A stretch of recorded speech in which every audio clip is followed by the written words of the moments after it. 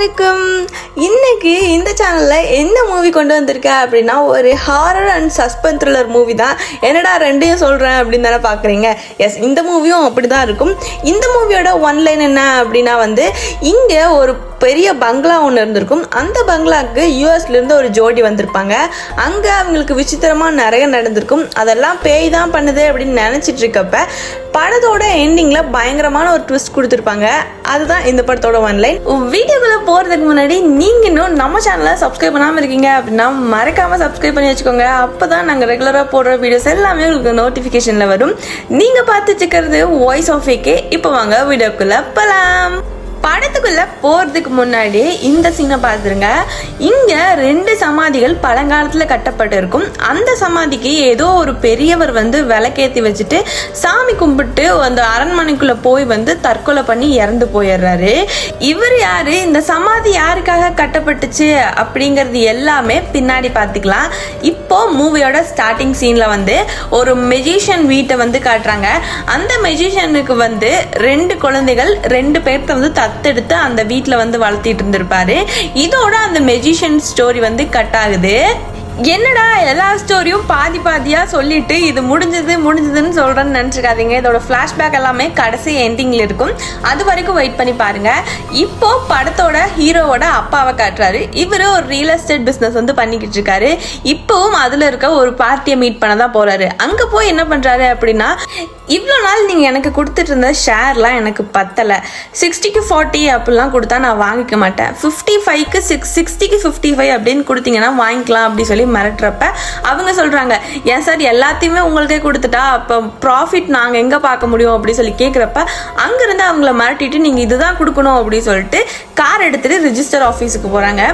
Register ஆஃபீஸில் போயிட்டு டாக்குமெண்ட்டில் sign போடுறப்ப தான் கேட்குறான், இந்த பார்ட்டி தரமாட்டான்னு சொன்னானே எப்படி கொடுத்தாங்க அப்படி சொல்லி கேட்குறப்ப 2 தட்டு நான் கொடுத்துட்டான் அப்படி சொல்லி சொல்றான். இவரும் சிரிச்சுட்டே வந்துடுறாரு. இப்பதான் தெரியுது இவர் உண்மையான ரியல் எஸ்டேட் பிசினஸ் எல்லாம் பண்ணல, இவருக்கு பிடிச்ச இடத்தெல்லாம் எல்லாத்துக்கிட்டையும் அடிச்சு புடுங்கிட்டு இருக்காரு அப்படி சொல்லிட்டு இப்போ அது ரிஜிஸ்டர் ஆஃபீஸ் விட்டு கையெழுத்தெல்லாம் போட்டு வெளியே வந்ததும் இன்னொரு புரோக்கர் நிற்கிறாரு. என் பையனுக்கு இடம் பார்க்க சொன்னேனே பார்த்துட்டியா அப்படி சொல்லி கேட்குறப்ப, வெளியே ஒரு ப்ராப்பர்ட்டி இருக்கு, நான் அதை பார்த்து வச்சிருக்கேன், நீங்க பார்த்தீங்கன்னா எல்லாம் முடிச்சுக்கலாம் அப்படி சொல்லி சொல்றான். சரி நீ என்னன்னு விசாரிச்சு நாளைக்கு போய்க்கலாம் அப்படி சொல்லி அவனும் சொல்றான். அதுக்கப்புறம் 2 பேரும் சேர்ந்து அந்த வீட்டை பார்க்க போறாங்க.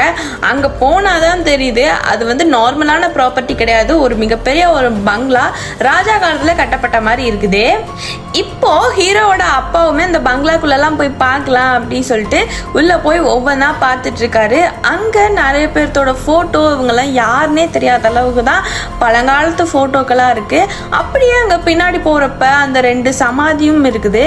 இப்போ அதெல்லாம் பார்த்துட்டு இவர் உள்ள அந்த புரோக்கர்ட்ட என்ன சொல்றாரு அப்படின்னா, இந்த இடத்த கூட வந்திருக்கவன் பேர்ல எப்படியாச்சும் முடிச்சு கொடு, ப்ரூஃப்ஸ் எல்லாம் பக்காவா இருக்கணும், இந்த அரண்மனைக்கு இவன் தான் லாஸ்ட் வாரிசு அப்படிங்கிற மாதிரி ப்ரூஃப் ரெடி பண்ணி என் வக்கீல்கிட்ட கொடுத்துரு, அவரு எல்லாத்தையும் பார்த்துப்பாரு அப்படின்னு சொல்லி இவர் சொல்றாரு. அதுக்கு அந்த புரோக்கர் இவர்கிட்ட என்னமோ சொல்ல வரான், உன்கிட்ட பேசுறதுக்கெல்லாம் எனக்கு நேரம் இல்லை அப்படின்னு சொல்லி திட்டி மிரட்டிடுறான்.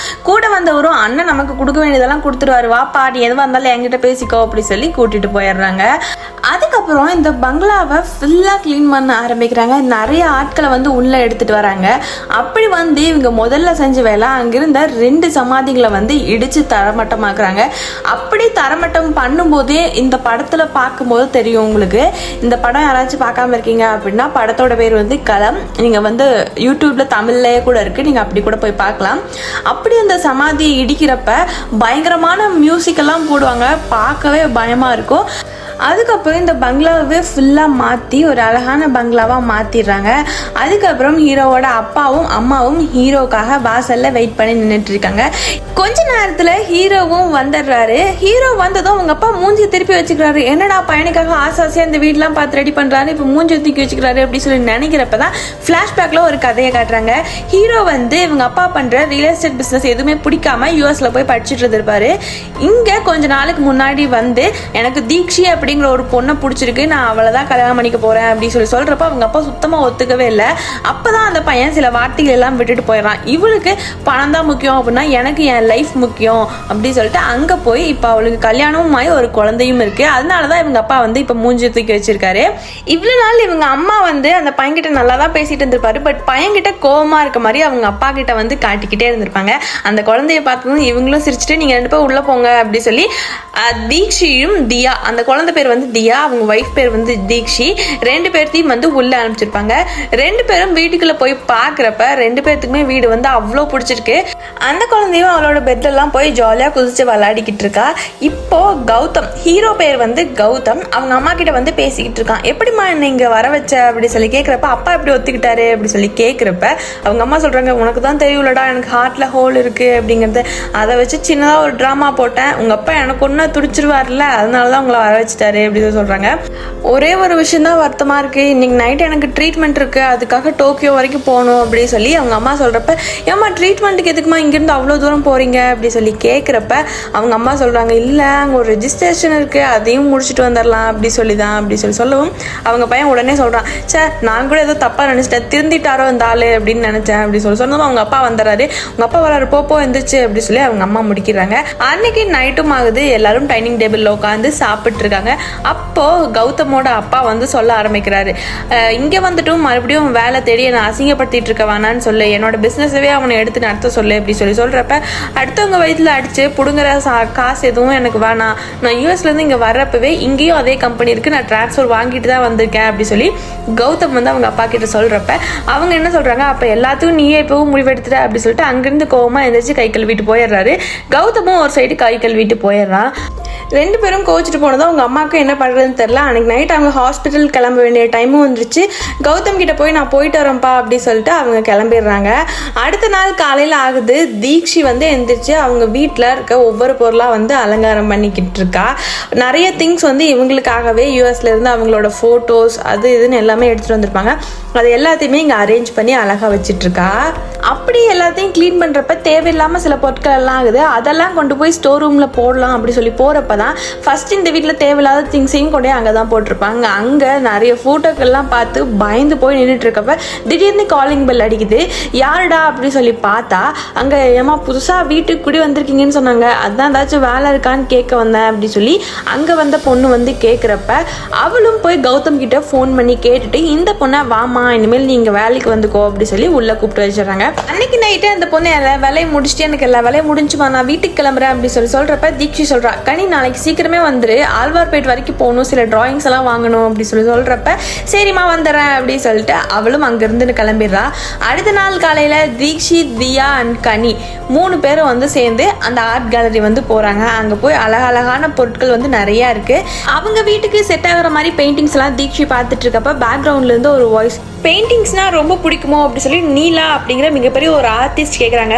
அவங்கள பார்த்ததும் தீக்ஷிக்கு பயங்கர சந்தோஷம். இவங்க கிட்ட ஃபோட்டோஸ் எல்லாம் பற்றி சஜஷன் கேட்கும்போது உங்கள் வீட்டுக்கே வந்து பார்த்துட்டு எது உங்கள் வீட்டுக்கு செட் ஆகுமோ அதை நான் சஜஷன் பண்ணுறேன், அதனால உங்கள் வீட்டுக்கு வரேன் அப்படி சொன்னதும் தீக்ஷியும் அந்த இடத்துல ஓகே சொல்லிடுறாங்க. அன்னைக்கு ஈவினிங் வந்து நீலா வந்து கிளம்பி தீக்ஷியோட வீட்டுக்கு போகிறாங்க. அங்கே போய் சில பயங்கர மர்மங்களான ஃபோட்டோஸ் எல்லாம் இருந்ததை பார்த்ததும் நீலா வந்து ரொம்ப பயப்பட ஆரம்பிக்கிறாங்க. அப்படியே ஒவ்வொரு ரூமாக உள்ளே போகவும் இன்னும் பயப்படவும் தீக்ஷி வந்து கேட்குறாங்க, ஆர் ஓகே அப்படி சொல்லி கேட்குறப்ப ஒன்றும் இல்லை ஃபைன் தான் அப்படி சொல்கிறாங்க. அதுக்கப்புறம் தீக்ஷிக்கு ஒரு கால் வருது, அவங்க கீழே போயிடுறாங்க. தீக்ஷி கீழே போனதும் நீலா வந்து ஒவ்வொரு ரூமாக செக் பண்ணிட்டு இருக்கப்ப அந்த பழைய திங்ஸ் எல்லாம் போட்டு வச்சுருப்பாங்கல்ல அந்த ஸ்டோர் ரூமை வந்து நீலா வந்து பார்க்குறாங்க.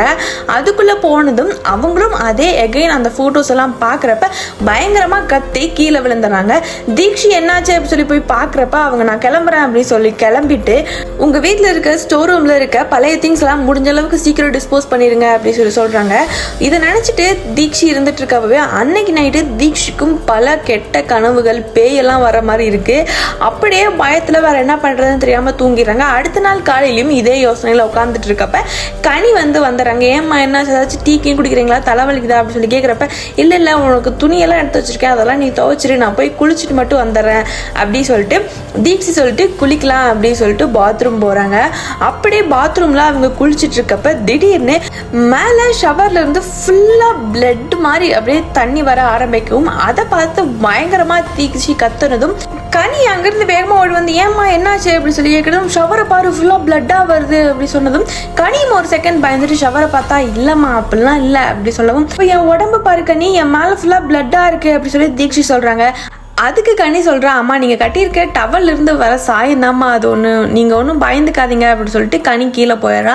தீக்ஷி இதெல்லாம் யோசிச்சுட்டே நீலா சொன்ன விஷயம் உங்களுக்கு ஞாபகம் வந்து அங்கே இருக்க ஸ்டோர் ரூமில் இருந்த திங்ஸ் எல்லாம் எடுத்துகிட்டு வந்து ஃபுல்லாக எரிச்சு கொளுத்திடுறாங்க. அன்னைக்கு நைட் ஆகுது. மறுபடியும் தீக்ஷிக்கு இதே கெட்ட கனவுகள்லாம் வருது. இன்னைக்கு அதை விட பயங்கரமாக யாரோ நம்ம வீட்டுக்குள்ளே நடக்கிற மாதிரி ஏதாவது போட்டு உடைக்கிற மாதிரி அப்படிலாம் இருக்குது. அப்போது திடீர்னு கௌதம் எந்திரிச்சு வந்து என்னாச்சு தீக்ஷி அப்படிலாம் கேட்குறப்ப இப்படி யாரும் நம்ம வீட்டுக்குள்ள இருக்காங்க அப்படி சொல்லி சொன்னா கௌதம் வந்து அதை நம்பவே மாட்டான். வா அது முதல்ல போய் படுத்து தூங்கு அப்படி சொல்லிடுறான். தீக்ஷியும் அன்னைக்கு நைட்டு படுத்து தூங்கிடுறாங்க. காலையில எந்திரிச்சு அதே யோசனையில் உட்காந்துருக்காங்க. கௌதம் 2 பேர்த்துக்கும் காஃபி போட்டு வந்து கொடுத்துட்டு நீ இன்னும் நார்மலா ஆகலையா அப்படி சொல்லி கேட்குறப்ப நான் எவ்வளோ சீரியஸா சொல்லிட்டு இருக்கேன் நீ என்னை நம்பவே மாட்டேங்க கௌதம் அப்படி சொல்லி சொன்னதும் சாரி தீக்ஷி நான் வேணா இன்னைக்கு உங்க கூட டைம் ஸ்பெண்ட் பண்றேன் அப்படி சொல்லி கௌதம் சொல்றான். இல்ல நீ கிளம்பு நான் பாத்துக்கிறேன் அப்படி சொல்லிட்டு தீக்ஷி சொன்னதுக்கு அப்புறம் நீலாக்கு வந்து கால் பண்ணி அவளை போய் மீட் பண்றா. எங்க வீட்டில் இப்படிலாம் நடக்குது நான் கௌதம் கிட்ட சொன்னா அதை அவன் பெருசாவே எடுத்துக்க மாட்டான் அப்படி சொல்லி தீக்ஷி நீலா கிட்ட சொல்றப்ப நீலா ஒரு ஷாக்கிங்கான விஷயத்த சொல்றாங்க. நீ இப்ப என்ன சொல்ல வரையோ அது நான் அவங்க வீட்டுக்கு வந்த அன்னைக்கே நான் தெரிஞ்சுக்கிட்டேன் அப்படி சொல்லிட்டு அங்க நடந்த எல்லா கதையுமே நீலா வந்து தீக்ஷிட்ட சொல்றாங்க. தீக்ஷி என்ன பண்றா அப்படின்னா அங்கிருந்து வேகமா கார் எடுத்துட்டு அவங்க வீட்டுக்கு போய் பின்னாடி 2 சமாதி இருந்திருக்கும்ல அந்த சமாதியை வந்து நீலா வந்து தீக்ஷிட்ட சொன்னதும் அங்க இருக்க பூந்தொட்டியெல்லாம் எடுத்து வச்சுட்டு பார்த்தா 2 சமாதி இருக்கு. அப்பவே கௌதம்க்கு கால் பண்ணி உடனே வீட்டுக்கு வா அப்படி சொல்லிட்டு கௌதமை கூப்பிட்டு போய் அகைன் அந்த சமாதிகள் எல்லாத்தையுமே காட்டுறா. என்னடி சொல்ற இங்க என்ன நடக்குது அப்படி சொல்லி கௌதம் கேட்கிறப்பதான் நீலா என்னென்ன விஷயங்கள் எல்லாம் சொன்னாங்களோ அதெல்லாம் கௌதம் கிட்ட தீக்ஷி வந்து சொல்ல ஆரம்பிக்கிறா. அன்னைக்கு நீலா நம்ம வீட்டுக்கு பெயிண்டிங் எல்லாம் பார்க்க வந்தாங்கல்ல அப்போ அந்த ஸ்டோர் ரூம்ல போனப்பவே நிறைய பேய்கள் எல்லாம் அங்க பார்த்துருக்காங்க. அதெல்லாம் பார்த்து பயந்து தான் அன்னைக்கு நீலா நம்ம வீட்டுல இருந்து கிளம்பிட்டாங்க. அப்படி நீலா கிளம்பினதும் இதை பற்றி சர்ச் பண்ணணும் அப்படின்னு சொல்லிட்டு நிறைய சர்ச் பண்ண ஆரம்பிக்கிறாங்க. அப்படி சர்ச் பண்ணப்போ தான் தெரியுது விஜய ராஜேந்திர பூபதி அப்படிங்கிற ஒரு அரசர் வந்து இங்கே இருந்திருக்காரு அப்படி சொல்லிட்டு அவங்களெல்லாம் பற்றி ஊர் மக்கள்கிட்ட கேட்குறப்ப தான் அவர் வந்து நிறைய கொடுமைகள் எல்லாமே மக்களுக்கு பண்ணியிருக்காரு அப்படிங்கிறது தெரிய வந்துச்சு. அவர் என்னென்னலாம் இந்த அரண்மனையில் பண்ணாரு அப்படி ஏன் இவர் இறந்தாரு அங்கே ஏன் 2 சமாதி வந்துச்சு அப்படிங்கிறது எல்லாமே நான் வந்து ஆன்லைனில் சர்ச் பண்ண ஆரம்பித்தேன். பட் எனக்கு அது எதுவுமே கிடைக்கல. ஒரு நாள் யதார்த்தமாக லைப்ரரி போனப்ப இந்த மெட்ராஸில் வாழ்ந்த எல்லா ஜமீன்தார்களோட புக்குமே கிடைச்சிது. அதில் பார்க்குறப்ப இவரோட பேருமே இருந்துச்சு. அப்போ தான் இவர் வந்து அங்கே பிரிட்டிஷ்காரங்க கூட சேர்ந்துட்டு மக்களுக்கு எவ்வளோ கொடுமைகள் எல்லாம் பண்ணாரு அப்படிங்கிறதும் இதெல்லாம் தாங்க முடியாமல் மக்களுக்குள்ள இருந்த சில பேர் புரட்சிப்படை அப்படிங்கிற ஒன்று ஆரம்பிச்சு ராஜா அண்ட் அவரோட மனைவி 2 பேர்த்தையும் உயிரோட அவரோட ஒரே ஒரு பையன் முன்னாடி எரிச்சு அங்க இருக்க இடத்துலயே சமாதி பண்ணிட்டாங்க அப்படிங்கிறது தெரிய வருது. அவங்க 2 பேர்த்தோட ஆவிதான் இங்க இருக்கு அப்படின்னு கௌதம் கிட்ட சொன்னதும் அடுத்த நாள் கௌதம்க்கு நீலா மூலமா நக்குலன் அப்படிங்கிற ஒரு சாமியாரை வந்து தெரிய வருது. நக்குலனுமே கிளம்பி தீக்ஷி அண்ட் கௌதமோட வீட்டுக்கு வந்து வராங்க. இவங்க எல்லாத்தையும் எக்ஸ்பிளைன் பண்றதுக்கு முன்னாடியே அவரு நீலா எல்லாத்தையும் என்கிட்ட சொல்லிட்டான் நான் பாத்துக்கிறேன் அப்படி சொல்லிடுறாரு. கௌதம் வந்து நக்குலனை அந்த சமாதி இருந்த இடத்துக்கு வந்து கூட்டிட்டு போய் காட்டுறாரு. அப்ப நக்குலன் கேட்கிறாரு இந்த வீட்டுல இருந்த திங்ஸ் எல்லாமே எங்க ஸ்டோர் பண்ணி வச்சிருக்கீங்க அப்படி சொல்லி கேட்கிறப்ப தீக்ஷி மேல இருக்க ஸ்டோர் ரூம்ல அப்படி சொல்லி சொன்னதும் இப்ப எல்லாரும் கிளம்பி அங்க போறாங்க. அங்க போய் நக்குலன் வந்து ஒவ்வொரு பொருளா எல்லாத்துலயும் ஏதாச்சும் கிடைக்குதா இது ஏன் இதனால அப்படிங்கறதெல்லாம் பார்க்கணும் அப்படி சொல்லிட்டு ஒவ்வொரு பொருளா தேடிக்கிட்டு இருக்கப்ப எதிர்பாராத விதமா ஒரு குடுவை மாதிரி ஒண்ணு இருக்கு. அதை வந்து தட்டிடுறாரு. அதுல ஒரு சுவடி மாதிரி ஒண்ணு இருக்கு. அதை எடுத்து பார்த்ததும் நக்குலன் வந்து பயங்கர ஷாக் ஆயிடுறாரு. இப்போ கௌதம் கிட்ட சொல்லி உங்க மனைவியை கொஞ்ச நேரம் வெளியே இருக்க சொல்லுங்க அப்படி சொல்லிட்டு தீக்ஷியை வெளியே அனுப்பிச்சு விட்டுட்டு அவரு ஒரு குடுவை மாதிரி வச்சிருக்காரு. அதுல சில கியூப்ஸ் எல்லாம் இருக்கு. இதுல துரு ஆவிகள் நம்ம கிட்ட என்ன பேச வருது அப்படிங்கறது தெரிஞ்சுக்கலாம் அப்படின்னு சொல்லிட்டு அதை போடுறப்ப அது மரணம் அப்படி சொல்லி சொல்லுது. இதை பார்த்ததும் கௌதம்க்கு பயங்கரமான ஷாக். எதுக்கு நாங்க சாகணும், நாங்க இங்க குடி வந்தது தப்பா, இதுக்கு மேல என்னால ஒண்ணுமே பண்ண முடியாதா அப்படி சொல்லி சொல்றப்பதான் அந்த சுவடியில இருந்ததெல்லாம் காட்டுறாங்க. முன்னால இருந்த ஜமீன்தார்களோட வாரிசுகள் மட்டுமே இந்த அரண்மனையை யூஸ் பண்ணும். அப்படி வெளியாள்கள் வந்து இதை வாங்குறாங்க அப்படின்னா இந்த சாபம் வந்து அவங்கள போய் போய் சேரும் அப்படின்னு சொல்லிட்டு இவர் வந்து அங்கே இருக்கிறதெல்லாம் படித்து காட்டினது இவங்கெல்லாம் பயங்கர ஷாக், வேறு வழியே இல்லையா அப்படி சொல்லி கேட்குறப்ப நக்குலன் வந்து ஒரே ஒரு வழி இருக்குது, நான் மந்திரிச்ச சில கயிறுகள்லாம் என்கிட்ட இருக்குது, அந்த கயிறை உங்களோட டோரில் வந்து கட்டிட்டு போகிறேன், நாளைக்கு காலையில் 7 மணி வரைக்கும் இந்த கயிறை யாருமே அவுத்துறாமல் நீங்கள் தான் பார்த்துக்கணும் அப்படி சொல்லிட்டு அவங்க கிட்ட சொல்லிட்டு போகிறாரு. தீக்ஷி, தியா, கௌதம் 3 பேரும் அன்னைக்கு நைட்டு அதே ரூமில் இருக்க வேண்டிய சிச்சுவேஷன் ஆகுது. அப்போ தான் கௌதம்க்கு அவங்க அம்மா கிட்டேருந்து கால் வருது, ட்ரீட்மெண்ட்டெல்லாம் நல்லபடியாக முடிஞ்சதுடா, நாளைக்கு நாங்கள் கிளம்பிடுவோம், நீங்கள் அங்கே எல்லோரும் நல்லா தானே இருக்கீங்க அப்படி சொல்லி கேட்குறப்ப இங்கே நடந்த எல்லா விஷயத்தையுமே கௌதம் அவங்க அம்மா கிட்ட வந்து சொல்ல ஆரம்பிக்கிறான். அப்போ அவங்க அம்மா சொல்கிறாங்க, அப்பாவுக்கு இதெல்லாம் தெரியாது சாமி, இப்படிலாம் நடக்கும்னா அவர் உண்மையாக பண்ணியிருக்கவே மாட்டார் அப்படி சொல்லவும் கௌதம்க்கு கோவம் வந்து, வைங்கம்மா ஃபஸ்ட்டு உங்களால தான் எல்லா பிரச்சனையும் அப்படி சொல்லிட்டு கட் பண்ணி ஃபோனை தூக்கி எரிஞ்சிடறான். அன்னைக்கு நைட்டு ஃபுல்லாக இவங்க இப்படியே இருக்காங்க. அடுத்த நாள் காலையிலையும் ஆகுது. கரெக்டாக மணி 7 ஆகிறதுக்கு முன்னாடி அவங்க வீட்டில் ஏதோ சத்தம். அப்போ தான் தெரிஞ்சுக்கிறாங்க கனி வந்து வேலைக்கு வந்துட்டா அப்படிங்கிறது. 2 பேரும் பயங்கர ஷாக் ஆகி கனி அந்த கவுரை அவுத்துருவாளோ அப்படி சொல்லிட்டு கதவெல்லாம் போய் தட்டுறாங்க. பட் கனிக்கு வந்து உள்ளேருந்து கத்துறதுனால எதுவுமே கேட்கவே இல்லை. கனி வாஷிங் மிஷினில் துணியெல்லாம் போட்டு விட்டுட்டு தீக்ஷியை பார்க்க அவர் ரூமுக்கு வந்திருப்பா. அப்படி வர வழியில இந்த கயிறெல்லாம் கட்டியிருக்கவும், என்னடா இதெல்லாம் இப்படி கட்டி வச்சிருக்காங்க, விளையாடிட்டு இருக்காங்க போல அப்படின்னு சொல்லிட்டு அந்த கயிறை அவுத்ததும் கனி அந்த இடத்துல பயங்கரமா கத்துன்னு கத்துறா. இந்த கதறல் சவுண்டை உள்ள இருந்து 2 பேரும் கேட்டுட்டு என்ன நடக்குது அப்படிங்கிறது தெரியாம தீக்ஷி பயங்கரமா பயந்துடுறா. கௌதம் இரு நான் வெளியே பாக்குறேன் அப்படி சொல்லி சொன்னதும் ரத்த கரைகளோட ஒரு கை வந்து அவங்க டோர்ல படுது. தீக்ஷி திறக்காதீங்கன்னு எவ்வளவோ சொன்னாலும் கௌதம் திறந்து அந்த கேப்ல பாக்குறப்பதான் தெரியுது கனி வயிற்றுல மிகப்பெரிய ஒரு வால் மாதிரி ஒண்ணு வந்து பயங்கரமா அவளும் காப்பாத்துங்கன்னு கத்துறாங்க. அப்படியே அந்த இடத்துல விழுந்து கனி வந்து இறந்து போயிடுறா. இவங்களும் அந்த டோரை சாத்தி வச்சிடுறாங்க. 2 பேரும் ரொம்பவே பயந்து போயிடுறாங்க. இதுக்கப்புறம் நம்மளை யாராலும் காப்பாற்ற முடியாது அப்படி சொல்லி நினைச்சிட்டு இருக்கப்ப நக்குலன் வந்து கதவை தட்டுறான். ஃபர்ஸ்ட் யாருன்னு தெரியாம இவங்க ரொம்ப பயந்து போயிடுறாங்க. அப்புறம் யாருன்னு கேட்கிறப்ப நான் தான் நக்குலன் அப்படின்னு சொல்லி சொன்னதும் 2 பேரும் கொஞ்சமாச்சு இப்ப ஃப்ரீ ஆகி நக்குலன் கிட்ட இங்க நடந்த எல்லா விஷயத்தையுமே சொல்றாங்க. அவ்வளவுதான் போச்சு அப்படி சொல்லி கௌதம் வந்து ரொம்ப டென்ஷனா இருக்கப்ப நகுலன் வந்து சொல்றான், கண்டிப்பா அதுக்கு ஏதாச்சும் வழி இருக்கும் அப்படி சொல்லி பேசிட்டு இருக்கப்பவே கௌதமோட அப்பா வந்துடுறாரு. என்னடா நேற்று அம்மாட்ட என்னென்னமோ சொன்னியா அப்படி சொல்லி கேட்கிறப்ப, என்னப்பா எங்களெல்லாம் கொல்லலான்னு பாக்குறீங்களா, அதனாலதான் நாங்க இந்த வீட்டுக்கு வந்ததும் நீங்க ஒரு நாள் கூட இங்க இல்ல அப்படிலாம் சொல்லி அவங்க அப்பா கிட்ட பேசவும் கௌதமோட அப்பா சவால் விடுறாரு. இன்னைக்கு ஒரு நாள் நைட்டு நான் இங்க இருந்துட்டேன்னா என்னடா பண்ணலாம் அப்படி சொல்லி கேட்கிறப்ப தீக்ஷி சொல்றா, இல்ல மாமா நீங்க அவன் மேல இருக்கிற கோவத்துல பண்ணாதீங்க அப்படி சொல்லி சொல்லவும் அந்த இடத்துல நகுலனும் சொல்றான், நீ யார என் ஃபேமிலி விஷயத்தை தலையிட அப்படி சொல்லி கேட்குறாரு. என்னமோ பண்ணி தொலைங்க அப்படி சொல்லிட்டு நகுலன், தீக்ஷி எல்லாரும் வெளியே போயிடுறாங்க. அன்னைக்கு நைட்டு அவங்க அப்பா வந்து அங்கே இருக்காரு. கொஞ்ச நேரம் போக போக யாரோ நடக்கிற மாதிரி அந்த மாதிரிலாம் சவுண்டு கேட்குது. இவரும் ஸ்டார்டிங்கில் ரொம்பவே பயந்து போயிடுறாரு. என்ன நடக்குது அப்படிங்கிறதே புரியல. அப்போதான் சில உருவங்கள் எல்லாம் பார்க்க ஆரம்பிக்கிறாரு. அவர் கையில் வச்சிருந்த டார்ச், மெழுகுவத்தி எல்லாமே அவிஞ்சு போயிருது. இவர் பயந்து போய் ஒரு கதவுக்கு பின்னாடி நின்றுட்டு இருக்கப்ப இவர் முன்னாடி திடீர்னு ஒரு பேய் உருவம் வந்து அந்த உருவம் என்ன பண்ணுது அப்படின்னா மாடியிலிருந்து இவரை தூக்கி கீழே வீசிடுது. அவங்க அப்பா அன்னைக்கு பயங்கரமா அடிபடுறாரு. அடுத்த நாள் காலையில கௌதமெல்லாம் வந்து பார்த்துட்டு அவங்க அப்பாவை கொண்டே ஹாஸ்பிட்டல்ல சேர்க்குறாங்க. வேற என்ன பண்றது அப்படிங்கிறது அவங்களுக்குமே தெரியல. இப்போ நகுலனோட ஹெல்ப் வந்து எகைன் வந்து கௌதமுக்கு தேவைப்படுறதுனால நகுலனை கூப்பிடுறாங்க.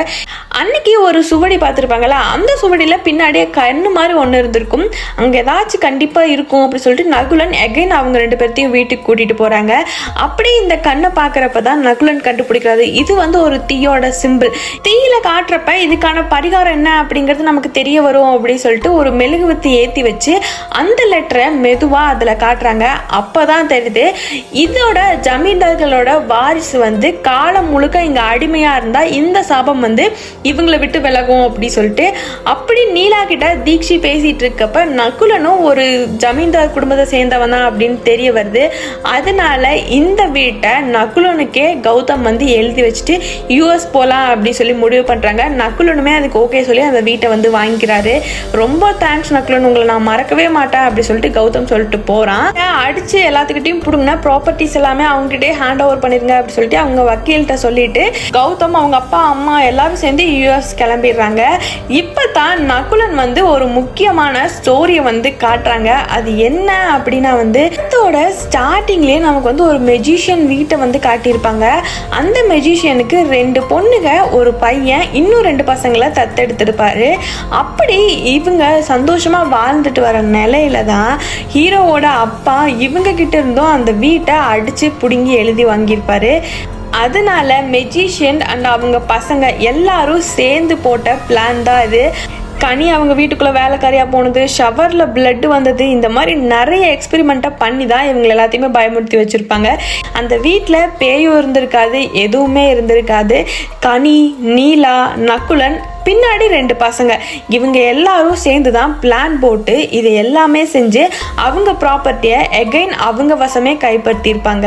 இந்த படத்தை அதில் கொடுத்துருக்க எஃபெக்ட்ஸ் எல்லாம் போட்டு பார்க்கும்போது பயங்கரமாக இருக்கும். இந்த படம் யூடியூப்லேயே இருக்குது, மறக்காமல் அந்த படத்தை போய் மிஸ் பண்ணாமல் பார்த்துருங்க. அதுக்கப்புறம் அந்த மெஜிஷியன் அவங்க ஃபேமிலி எல்லாரும் ரொம்ப ஹாப்பியாக இருப்பாங்க. இதோட அந்த படத்தை முடிச்சிடுறாங்க. இன்னமும் சூப்பரான வீடியோவில் நாளைக்கு சந்திக்கலாம். அது வரைக்கும் உங்களிருந்து விடைபெறுவது உங்கள் வாய்ஸ் ஆஃப் ஏகே. பாய்.